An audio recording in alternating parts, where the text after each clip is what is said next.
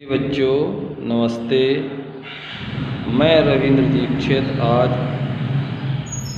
Class 10 में हिंदी विषय के काव्यखंड में रसखान के सवैये पढ़ाऊँगा। दूसरा सवैया आज गई होती भोर ही हों। यह छंद रसखान द्वारा रचित रसखान ग्रंथावली से हमारी पाठ्य पुस्तक के काव्यखंड में संकलित सवैये शीर्षक से उद्धृत है। इस छंद में रसखान ने श्री कृष्ण के प्रति यशोदा के वात्सल्य का वर्णन किया है।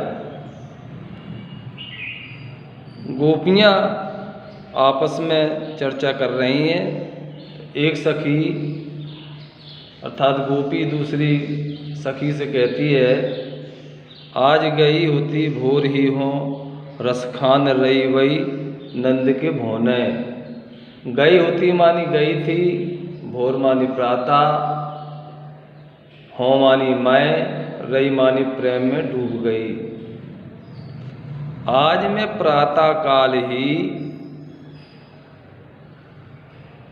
नंद के भवन गई और मैं श्री कृष्ण के प्रेम में इतनी मग्न हो गई, वहाँ जाकर के देखा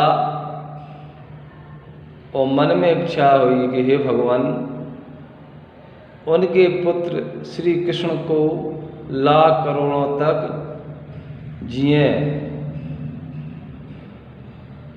बाको जिए सुख जुग लाख करोड़, जसोमत को सुख जात कहो नहीं।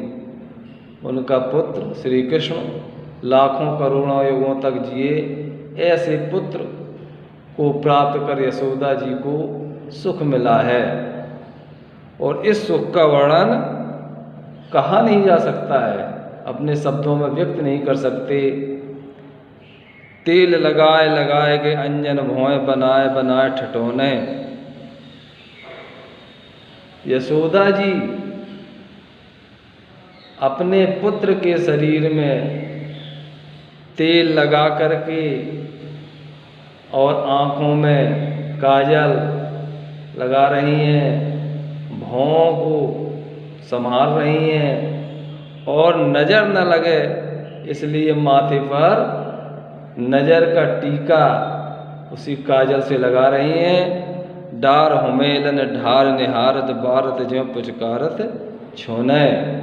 और उनके गले में हमेलन पहनने के आभूषण डाल करके निहारत देख रही हैं और ऊपर भारत ज्यों उन पर बलिहारी जा रही थीं और अपने पुत्र को पुचकारती हुई पुचकार रही हैं, बार बार अपने हृदय से लगा रही हैं। ऐसे पुत्र के प्रेम को देखकर मैं आश्चर्यचकित हूँ।